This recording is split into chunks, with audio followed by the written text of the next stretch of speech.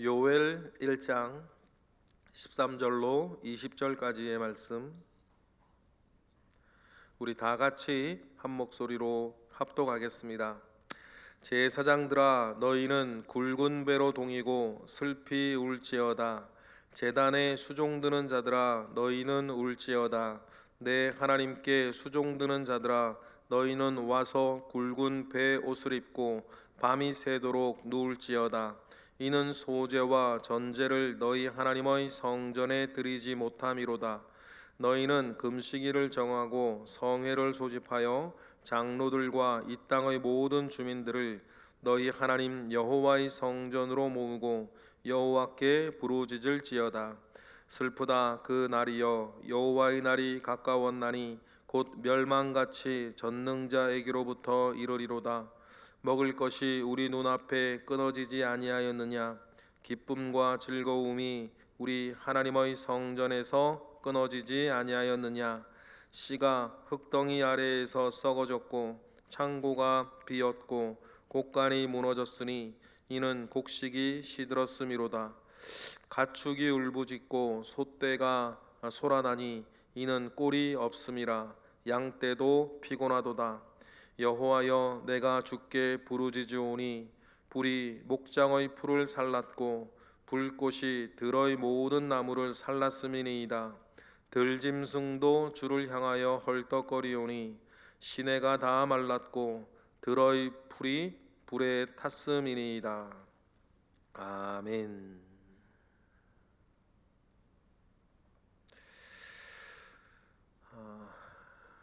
그럼에도 불구하고 신앙이라고 하는 말이 있습니다.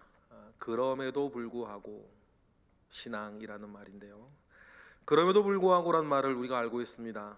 어려운 상황이 있고 힘든 일이 있고 마음의 부담감이 있고 심지어는 어떤 손해가 있고 큰 희생을 치루어야 하는 일이 있을 수도 있습니다.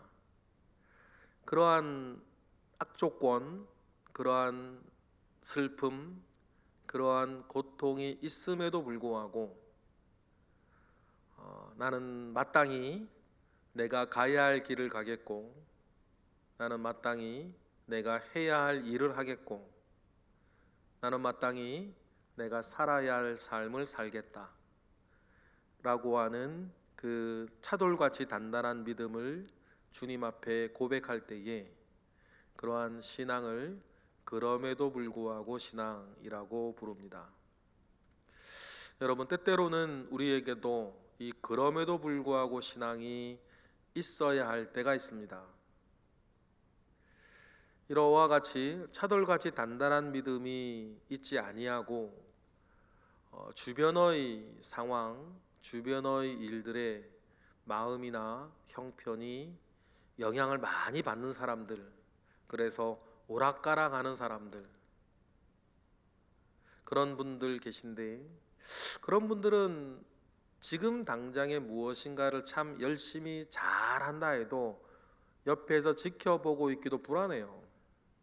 왜냐하면 그런 분들은 지금 잘하고 있다 하더라도 어떤 일이 생기냐에 따라 어떻게 또 변할지 모르는 거죠.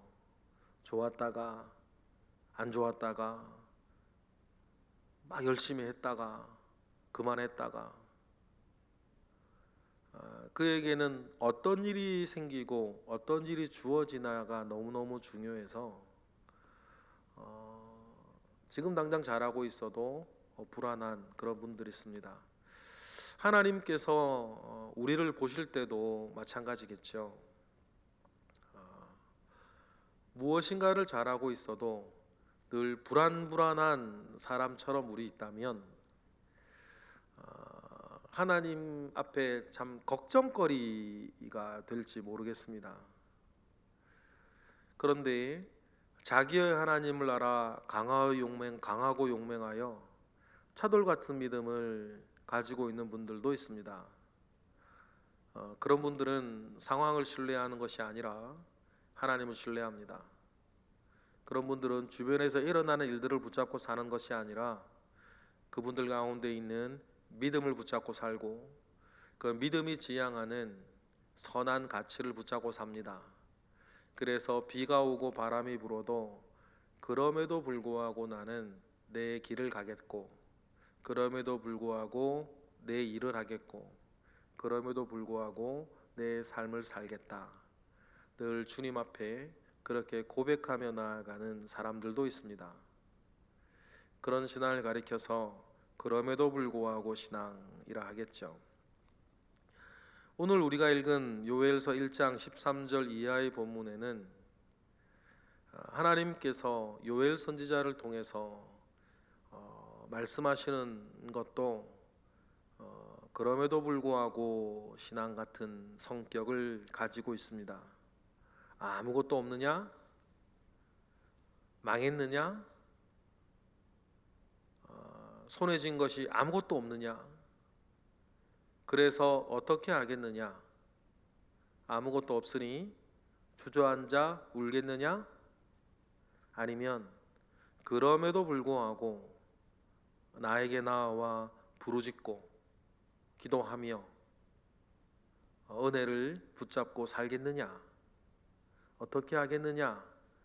주님이 마치 호되게 질문하시듯이 우리에게 말씀하시는 거죠. 메뚜기 떼로 인해서 큰 재해가 이스라엘에게 닥쳤습니다. 그날이 여호와의 날의 시작이 될 거다. 요엘은 그렇게 얘기를 해요. 그래서 어제 본문에는 각종 사람들이 이 목적하고 있는 것들이 다 무너져 내릴 것이다. 농부들도, 즐기는 사람들도, 취하는 사람들도, 모든 것들이 책임이 있는 사람들도 다 무너져 내릴 것인데, 그러한 때에 너희들이 어떻게 하겠느냐라고 얘기하는 거죠. 지금 이스라엘을 둘러싸고 있는 상황은 13절과 같습니다. 그 제사장들에게 말하는 듯이 뭐라고 그럽니까? 13절 읽어보겠습니다. 시작. 제사장들아 너희는 굵은 배로 동이고 슬피 울지어다. 제단에 수종드는 자들아 너희는 울지어다. 내 하나님께 수종드는 자들아 너희는 와서 굵은 배 옷을 입고 밤이 새도록 누울지어다. 이는 소제와 전제를 너희 하나님의 성전에 드리지 못함이로다. 소제와 전제를 제사장들도 하나님의 성전에서 드리지 못하는 이유는 간단합니다. 드릴 게 없기 때문입니다. 너희는 내게로 나올 때에 빈손으로 나오지 말라. 주님 그렇게 말씀하셨고, 번제물, 소제물, 화목제물, 속죄제물, 속건제물 등 무엇이라도 하나님 아버지 앞에 서원제든 감사제든 무엇이든지 간에 하나님 앞에 예물드리러 제사드리러 나올 때에 너희들은 빈손으로 나오지 마라 그랬습니다. 우리가 지금 붙잡고 예배할 때마다 그래서 빈손으로 나오지 않도록 여러분 많은 제물 예물도 드리고 하시죠. 그런데 13절에 보면 그 이전부터 망했습니다. 아무것도 없어요. 아무것도 없어서 소제와 전제를 드리지 못해요. 소제는 곡식으로 드리는 제사죠. 소나 양이나 그 정도도 아니고 곡식으로 드리는 제사를 전제를 너희들이 드려야 되는데 드리지 못하는 거죠. 아무것도 없어서 그렇습니다. 그러면 여러분 어떻게 해야 됩니까? 안 드려야 되나요? 못하겠다고 못한다고 이게 주저앉아야 됩니까? 먼저 말씀하시는 것은 뭐냐면 울기라도 해라. 하나님 아버지 앞에 나와 울기라도 하라. 그렇게 얘기를 하죠. 그리고는 그럼에도 불구하고 너희는 14절처럼 해야 될 것이 아니냐 그렇게 말씀하시는 거예요. 그럼에도 불구하고 어떻게 하라 그럽니까? 14절 읽어보겠습니다. 시작. 너희는 금식일을 정하고 성회를 소집하여 장로들과 이 땅의 모든 주민들을 너희 하나님 여호와의 성전으로 모으고 여호와께 부르짖을지어다. 이렇게라도 하라는 거예요. 너희 가운데 아무것도 없냐? 그러면 금식을 선포하고 내게 나와라. 금식일을 정하고 그래도 성회를 소집하여서 어렵고 힘들수록 더욱더 나에게 나와 기도할 것에 대해서 매달릴 것에 대해서 신앙할 것에 대해서 하나님은 명령하세요. 이 땅의 모든 주민들을 어떻게 해라? 성전으로 모아라. 아무것도 없는데요. 그래도 모아라. 모이라는 거죠. 여러분, 이렇게 차돌 같은 믿음이 저와 여러분에게 있어야 될 줄로 믿습니다. 그래서 모여서 여호와께 부르짖으라는 거죠. 여호와의 날을 그냥 너희들의 생각 가운데에 그저 좋은 날, 그저 복 받을 날, 그저 은혜 받을 날로 여겼는데 여호와의 날이 알고 보니까 굉장히 고난과 고통과 모든 것을 잃어버리는 날처럼 성큼 다가왔습니다. 여러분, 그럴 때 알곡과 가라지가 갈라지는 것 아닙니까? 우리가 교회에 나오고 신앙생활하는 이유들이 있을 거예요. 그 이유들이 맞지 않으면 사람들은 떠나겠죠.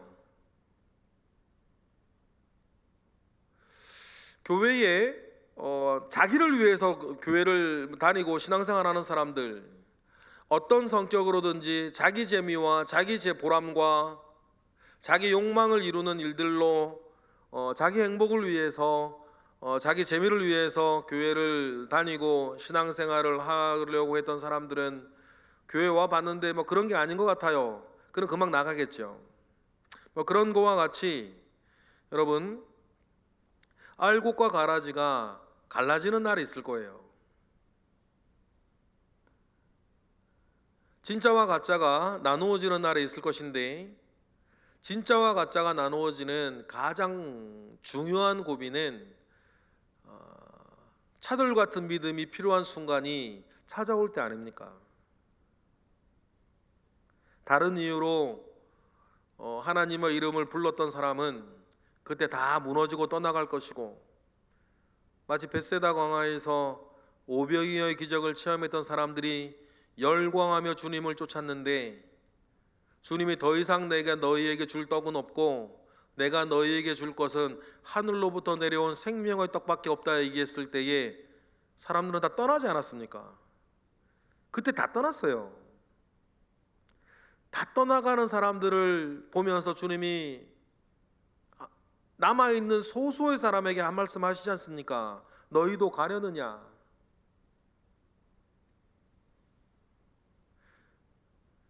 너희도 가려느냐? 이렇게 말할 때에 생명의 말씀이 여기 있으니 우리가 어디로 가겠나이까? 라고 말하고 남은 사람이 12명이었어요 12제자가 된 거 아닙니까? 그래서 여러분, 이와 같이 여러분, 중요한 어떠한 순간이 되면 남자만 5,000명의 사람이 몰려들었다 하더라도 자기 뜻대로 되지 아니하고 자기 마음대로 되지 아니하고 자기 욕망대로 되지 아니하였을 때에는 4,888명은 다 떠나간다 할지라도 하나님 아버지 앞에 남는 여러분, 그 12명과 같은 그런 믿음을 가지고 있는 저와 여러분 되시기를 원해요. 그러니 하나님께서도 그러한 날이 다가왔을 때에 성전에 모이고 여호와께 부르짖으라, 더 그럴수록 더 그렇게 하라 이야기를 하시는 거죠. 못한다고 못하지 말고 어떻게든지 무엇으로든지 하라는 것이죠. 소재물이 없으면 없는 빈손으로 모여서 부르짖고 하나님께 나아가 하나님을 의지하라. 여러분, 그것이 필요한 것입니다. 그리고는 15절 이하부터는 이러한 날에 대한 설명을 해요. 여호와의 날이라 그러죠. 요엘서에서만 여호와의 날이라고 하는 것이 5번이나 쓰이는데 신학교 이제 도서관에 가면 논문들을 모아놓은 그 곳이 있어요. 그런 구약 신학과 관련된 논문, 신약과 관련된 논문, 조지 신학과 관련된 논문, 교회사와 관련된 논문, 뭐 실천 신학과 관련된 논문들을 딱 모아놓은 그 곳이 공간이 있죠. 저는 거기를 참 자주 갔었는데 거기에 구약 파트 논문들이 모여 있는 곳에 가면 여호와의 날이라는 주제를 가지고 쓴 논문이 굉장히 많아요. 여호와의 날이라고 하는 이 주제 자체가 구약에서는 굉장히 중요한 주제이거든요. 그런데 이 여호와의 날이라고 하는 주제가 구약의 굉장히 큰 주제 덩어리, 연구 주제인데 그 여호와의 날이 어떤 날이겠냐라고 할 때에 가장 핵심적인 성경의 한 중에 하나가 요엘서예요. 짧은 예언서임에도 불구하고 여호와의 날에 대해서 굉장히 강렬하게 그 날이 어떤 날인가에 대해서 소개하고 알려주는 성경이 요엘서거든요. 오늘 본문에서도 여호와의 날에 대한 설명이 나오는데 그 날은 어떤 날이냐, 이렇게 우리에게 오늘 본문에서도 두어 가지 말씀을 세 가지 정도를 우리에게 이야기를 하죠. 먼저 15절 읽어보겠습니다. 시작. 슬프다 그날이여 여호와의 날이 가까웠나니 곧 멸망같이 전능자에게로부터 이르는 여호와의 날이 있어요. 그런데 그 날은 어떤 날이냐? 성전에서조차 기쁨과 즐거움이 끊어지는 날이래요. 16절 읽어보겠습니다. 시작. 먹을 것이 우리 눈앞에 끊어지지 아니하였느냐? 눈앞 기쁨과 즐거움이 우리 하나님의 성전에서 끊어지지 아니하였느냐라고 이렇게 얘기하면서 여호와의 날에 대한 그림을 그려줄 때에 하나님의 교회에서조차 기쁨과 즐거움이 사라지는 날이 될 거다, 그런 날을 먼저 우리에게 알려주시죠. 두 번째는 그날은 많은 사람들한테 가난이 극심해지는 날이 될 거다, 그런 얘기를 해요. 17절이죠. 시작. 씨가 흙덩이 아래에서 썩어졌고 창고가 비었고 곡간이 무너졌으니 이는 곡식이 시들었음이로다. 그래서 아무것도 남지 아니하는 극심한 가난이 극에 달하는 날일 거다. 그리고 18절에 보면 그날은 어떤 날입니까? 심지어는 가축도 괴로워하는 날이 될 거다 그래요. 18절 읽어보겠습니다. 가축이 울부짖고 소떼가 소란하니 이는 꼴이 없음이라 양떼가 피곤하도다. 이런 날이 여러분 뭡니까? 여호와의 날이라고 생각하는 거. 이 이야기를 듣고 이스라엘 사람 깜짝 놀랐을 거예요. 그들이 마음에 그려던 여호와의 날은 이런 게 아니었거든요. 하나님이 여호와의 날은 복된 날이라고 말씀하신 적은 없는데 그저 자기들이 그렇게 생각했던 거니까. 그러면 하나님께서 왜 여호와의 날을 이렇게 어렵고 힘든 날로 만드셨을까? 그런 날로 주실까? 그런 날이 다가왔을 때 우리가 13절 14절에도 그런 걸 그랬고 19절 20절에도 그런 것처럼 그런 날이 올 때에 진짜들이 누군지 안다는 거예요. 좋을 때는 뭐 다 좋은 거 아닙니까? 그러나 여호와의 날이 고난같이 다가왔을 때 믿음 안에서 옥석이 갈라지는 것이다, 가려지는 것이다. 그러니 그런 여호와의 날이 왔을 때 그럼에도 불구하고 어떻게 하라 그래요? 19절 읽어보겠습니다. 시작. 여호와여 내가 주께 부르짖으오니 불이 목장의 풀을 살랐고 불꽃이 들의 모든 나무를 살랐음이니이다. 20절 들짐승도 주를 향하여 헐떡거리오니 시내가 다 말랐고 들의 풀이 불에 탔음이니이다. 그런 모든 현실을 들고 누구한테 가라는 거예요? 하나님 아버지 앞에 나아가 부르짖은 그 사람이 뭐라는 거죠? 진짜라는 거예요. 여러분, 우리가 살다 보면 마음으로든 삶으로든 몸으로든 고통이 찾아올 때가 있습니다. 고난이 찾아올 때가 있어요.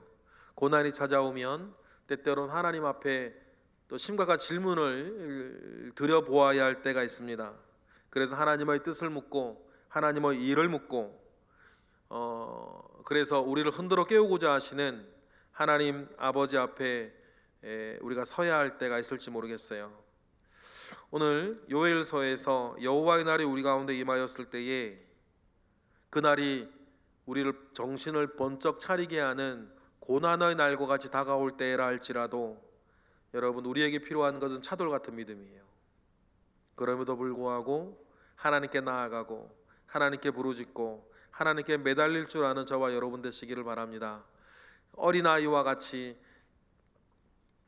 우리가 있지 아니하고 장성한 믿음 가운데에서 차돌 같은 믿음 가지고 오늘도 사시는 저와 여러분 되시길 주님의 이름으로 축복합니다. 우리 기도하겠습니다. 할렐루야. 하나님, 감사와 영광을 올려드립니다. 크신 은혜 가운데에 우리가 살고 있습니다. 우리의 삶 가운데 주님 함께 하시옵소서. 크신 은혜와 능력으로 하나님 덮어 주시옵소서. 때로는 우리 가운데에 부담스러운 일이, 어려운 일이, 힘든 일들이 다가올 때도 있으나 하나님, 그 모든 일들 가운데에 주님 은혜를 더하여 주시고 하나님 아버지로부터 말미암아 오는 선한 역사 가운데에 온전히 서게 하시옵소서. 오늘도 우리가 살아갈 때에 언제 어떻게 무슨 일이 주어지고 생긴다 할지라도 우리 하나님 아버지 앞에 차돌 같은 믿음 가지고 살게 하시고 언제나 주님 앞에 믿음을 고백하며 살아가는 데에 부족함이 없는 우리 모든 이들 될 수 있도록 주님 역사하여 주시옵소서. 이 시간 드려지는 감사 예물과 일천번제 예물 가운데에 주님이 함께 하실 것을 또한 우리 믿고 오늘 새벽에 드려지는 기도 가운데에 주님 들으심과 응답하심이 있을 줄 믿습니다. 오늘 이 시간 우리와 함께 하옵소서. 예수 그리스도의 이름으로 기도드렸나이다. 아멘.